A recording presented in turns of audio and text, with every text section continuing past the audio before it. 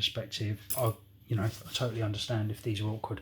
What I'm going to do, I'm going to give the shape of the eye in black. I'm then going to highlight the center of the eye with a light color, and then I'm going to go over it with a bright green because lizard eyes, and it's what I've done on here. Although you won't be able to see here, it actually really pops on the model when it's not on the video. But all we need is a tiny bit, and we're just going to place into the corner and draw back, but making sure that that is a nice pointed oval shape. Okay, and then we're just going to pop into the other side.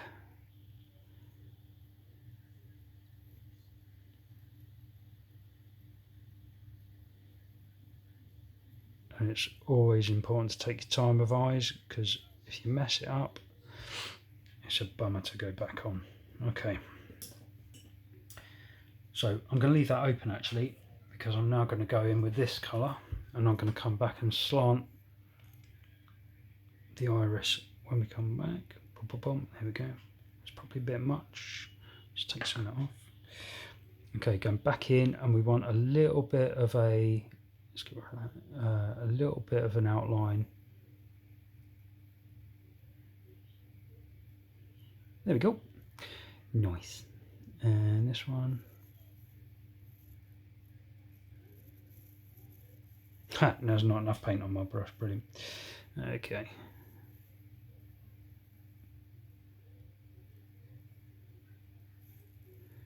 Turn that around, get in there. Boop. Okay. Just come in and get rid of some of that. There we go. Okay. Now, I'm going to come in with my bright green. This stuff, I quite like this this paint, but it's very watery, so you do need kind of a couple of coats on this. I'm only going to do one coat on this one, because again, when it comes to the detailing, we can come back on it, and it's flooded the area because it's very, very thin. Right, I'm going to clean that out, let that dry for a second, go back to the other eye. Just going to pop that in. Oh, you what's it? You've done the same. Okay.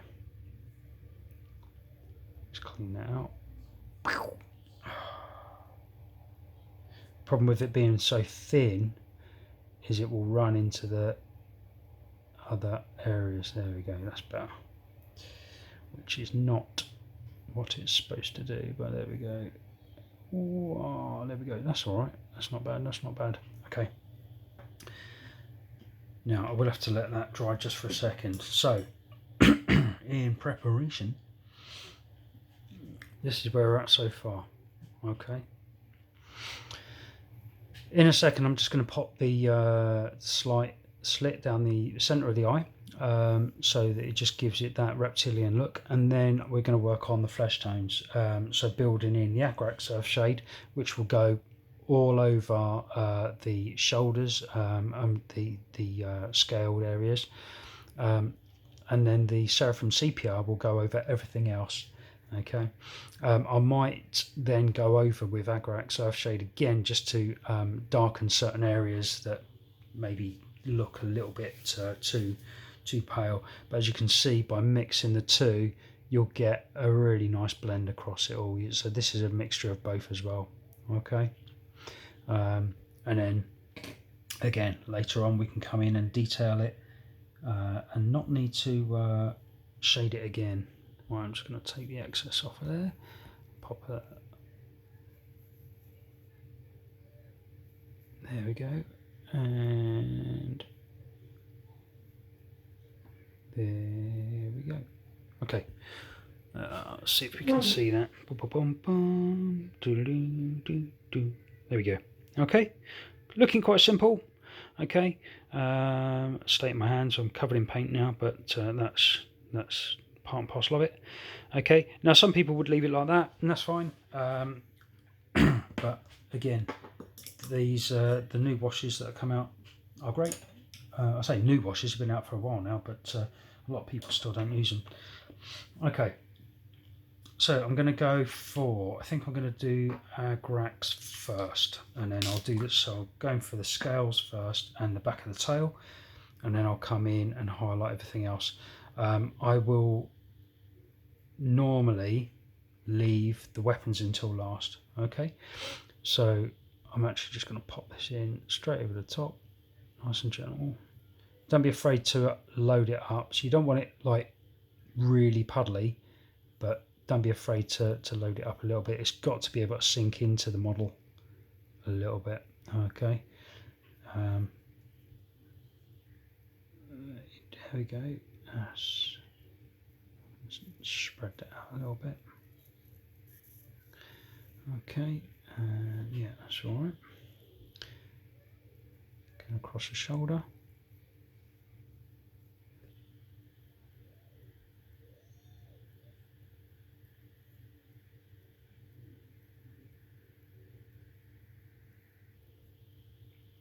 A little bit on there. You see that's already drawing away from there. I'm going to go a little bit on here as well, just to darken that top of the head. And then just going to run over that tail.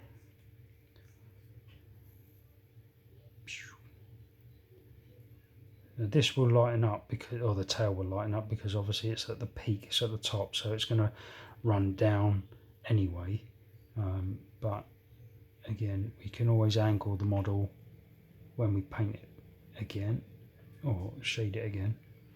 And actually what I'm going to do, I'm just going to add a little bit in at the neck here, and then there we go, with water, not too much, just going to flush that in, so add a little bit, boom, boom, boom. Okay, and come out of the neck, you just give that a little bit of extra shade. Okay, the Seraphim sepia will sit over the top of that as well. Okay, we'll come back to this colour for the bludgeoning weapons, but for now that's what I'm going to hold on to. I'll rush in here. Okay, now we're just going to fill in all the areas that we haven't painted already. Okay. You see that started to, well, you might not be able to see, started to dry there, so you've got a bit of a line. Again, not the end of the world. You just, we can either, it's one of those things where no skin tone is perfect, so you can either leave it. It really does depend on how bad it is, but that one's not too bad at all, so I think I'll probably just leave it, but if need be, I can always blend that in later. So I'm just going to go over the hands, bomb. So we really are being quite quick about this.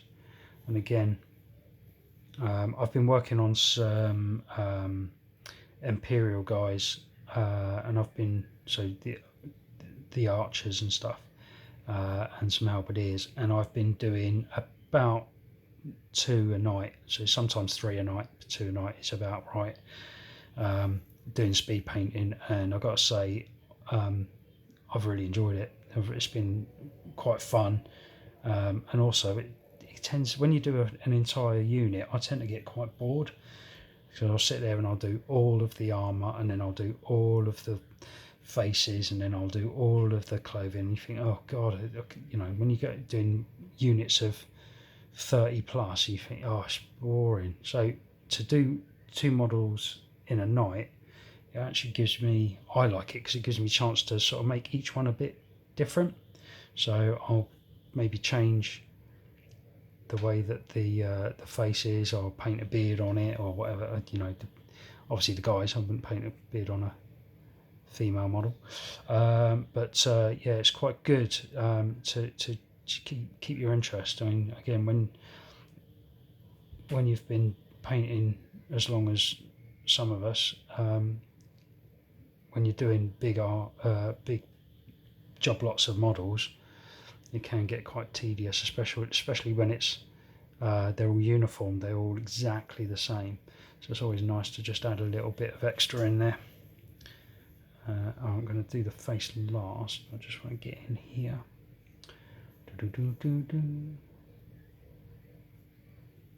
Right. A little bit more. Yeah, it's looking pretty good, I think. And if anyone wants to comment on this sort of stuff, positive or negative, I don't mind. You know, if you want me to talk less, I wouldn't blame you. I tend to gabble on a little bit, but there we go.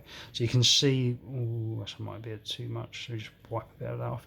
You can see now, totally in the wrong place. You can see now how much that's picked up on the eye. So even though this is all still wet, you know, using the 2 different shades has worked really, really well, going all the way underneath.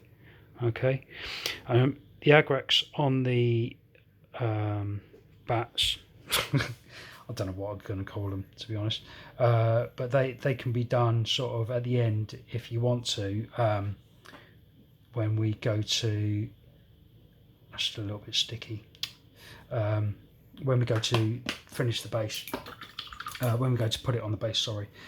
But what I'm actually going to do is I'm going to paint one, but not the other, with Agrax. The reason why I'm not going to paint them both is because I want to be able to pick it up and show you where we're at, and just in case it's not dry in time, because I'm conscious that this is probably coming up to an hour on this, which isn't bad, to be fair. For the result that you're going to get, an hour is not bad at all. Gone are the days where one person took me 5 days. Okay, so the base is very nearly dry. So the areas that are wet I'm going to leave, I'm not going to touch. And you can see where you've got a little bit of colour in here, which is quite nice. Sorry, there we go. So the bits that are wet, I'm going to avoid. I'm going to go back to my big brush. I'm going to go for a nice pale colour. I'm just going to dip that in there. Okay, both sides. And most people use a bit of toilet paper or tissue paper to clean it up on. I use my hand, and the reason being is because when I see on my hand where it's picking up the details, that's what I want. It's not always easy to see that on paper. So I'm just going to brush over this very, very quickly. Just dry brush over the peak, over there. Avoid that wet patch because that needs to dry out a bit more, and then just try and get a little bit in there. Okay, and that's your base, nice and easy. Okay, again, that yellow, that was a bit brave of me. It's worked out okay. I might blend that in a little bit more, but you know, it's not the end of the world. Oops. So we've got base, model, that's our final result, and we're coming up to 54 minutes to get to that standard in speed painting. Thank you for watching.